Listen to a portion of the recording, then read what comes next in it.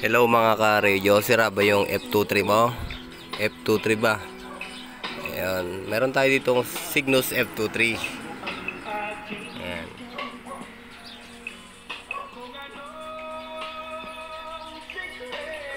Cygnus yan.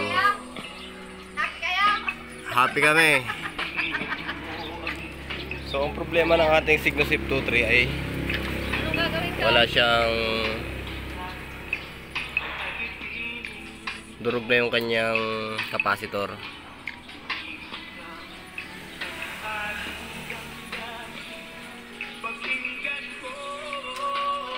So re-replace natin yung kanyang capacitor, which is 6 key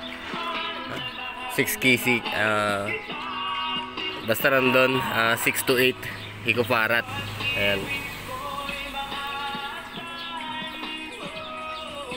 So saan tayo kukuha ng capacitor kung wala tayong ganong klase, yung brown na capacitor? So kukuha tayo sa board ng TV. Ay sirang board ng TV, yung mga CRT TV.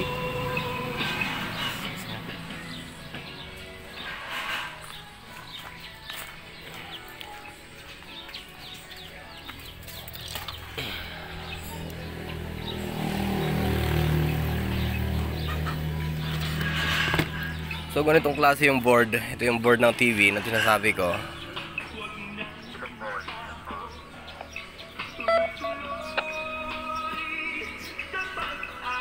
So hanapin lang natin yung 2 kV or 1 kV, pwede pong replace yun.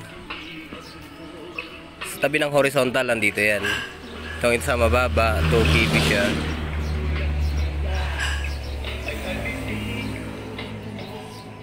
So itong isa pwede. Teka.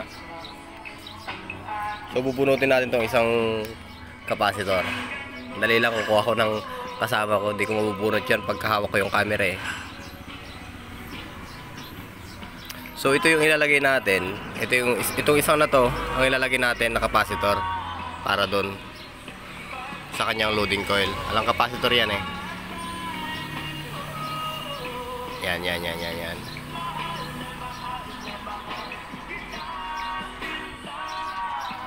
na.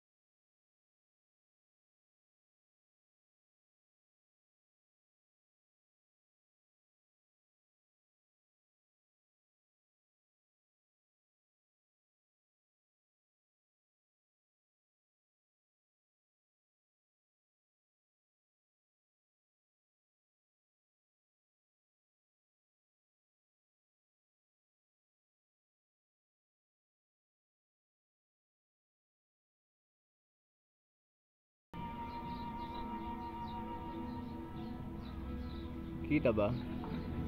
So ito yung i-replace natin sa nasirang capacitor ng ating Cygnus F23. So ito, dudugtungan lang natin ng paa.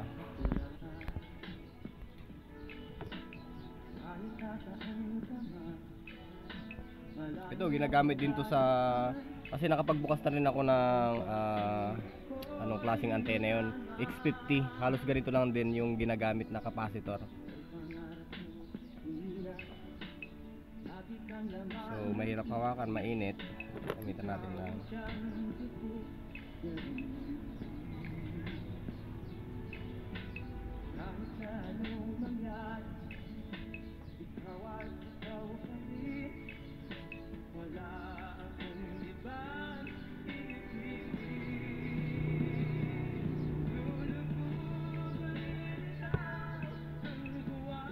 Dugtungan lang natin ang paa para may paabot natin sa coil kung saan natin i-tune.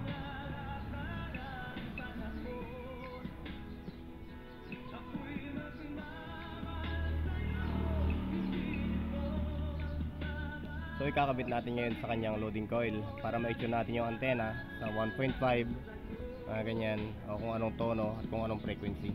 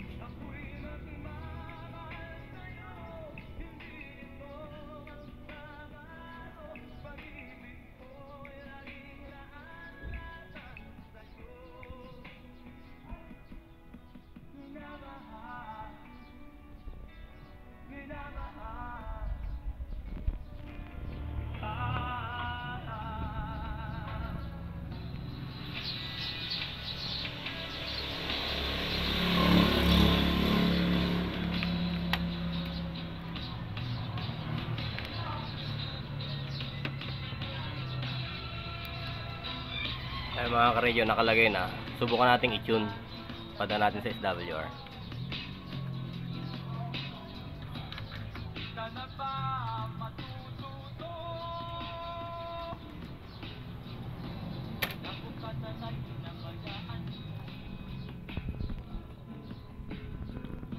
Wala nang matinuan sa utak mo.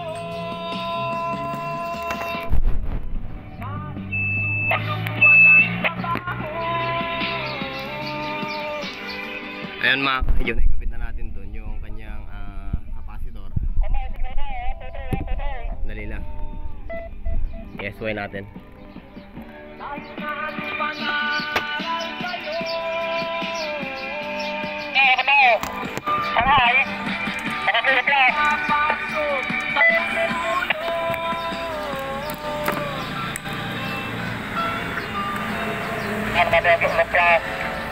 Satu lagi tinggal ito, hati ako kubit, medyo kubit, waray, sa pagkarga mo pa.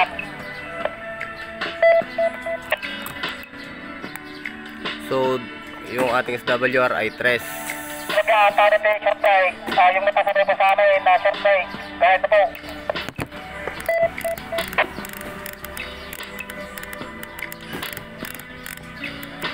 Tres po yung ating SWR. I-adjust po natin. Hindi natin nakuha yung tamang tono. Yung po rito sa akin, dito, at lugarin ko, Lupaw.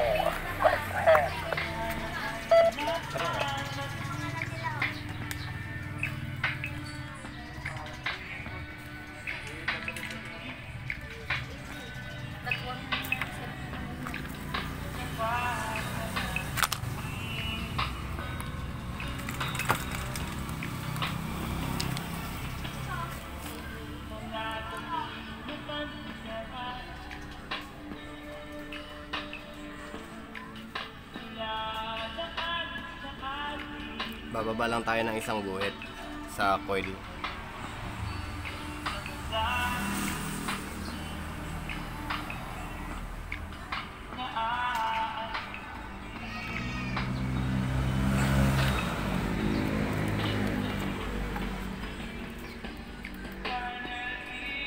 guys, sa Jiray. Tapos sa taglap-lap, siya na natin mount guys.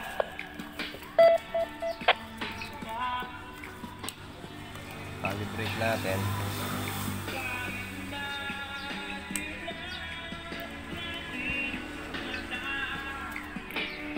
Sa 500. Ito yung emergency man ka ating gamitin. Ay, gano'n na parang Calibrate. Pwede COVID-19 gamitin kasi pasarakanan, mapaglagyan na guys. Calibrate natin. Tapos ayan po, naka 1.5 na po tayo mga ka-radio. 1.5 na po. Nakuha na po natin yung 1.5. Calibrate. Maingay yung radyo. Ayan po, calibrate natin. Lobat na ako lobat na. Calibrate. SWR. Naka 1.5 na po tayo. Fix na po yan. 500 po yung frequency. Ayan, may splatter po tayo Naka low power po tayo. Ayan. Sa 400. Sa 420, sa frequency yung binabahayan ko ay SWR. Calibrate. SWR 1.5 na rin po, 1.5. Tapos yung antena na yan ay i-tune daw po natin sa 700 something. Ewan ko kung kaya. 700 something, ayan, 740 siguro. Tapos check natin yung 740. Calibrate natin. Calibrate. SWR 1.5 din po mga ka-radio. Ayan. 1.5 din po. Calibrate. SWR 1.5 din po. So yun lamang mga ka-radio na pwedeng gamitin ang 2 kb or 1 kb na 681 key na galing sa board o TV board. Ayan. So ang totoo niyan, kanina pa ako naggagawa mga ka-radio. Tuloy-tuloy yan, kanina pa yan. Mayroon pa doon. Ayan, may mga ginagawa pa ako dito kanina yun, mga radio doon. At isa na lang, mayroon pa nakaabang doon. Ayan. Inabot na ako ng hapon, alas 4 na ata. Pakainit kasi yung pinaggagawang ko. Wala pang budget para magpatayo ng medyo maayos-ayos na gawaan. Pero yun lang mga ka-radio, sinare ko lang yung ating Cygnus antena na nawalan siya ng capacitor, nasiraan siya ng capacitor. Pero ang ni-replace natin ay yung capacitor galing sa TV board, CRT TV board. Ayan. Mahanap nyo yung ganyang capacitor sa tabi ng CRT o tabi ng horizontal transistor. Ayun siya yan. So yun lang mga ka-radio, just share lang at nakuha natin yung ating 1.5 na SWR sa mataas na frequency at sa mababa. So salamat, magandang buhay at sana nakatulong. 73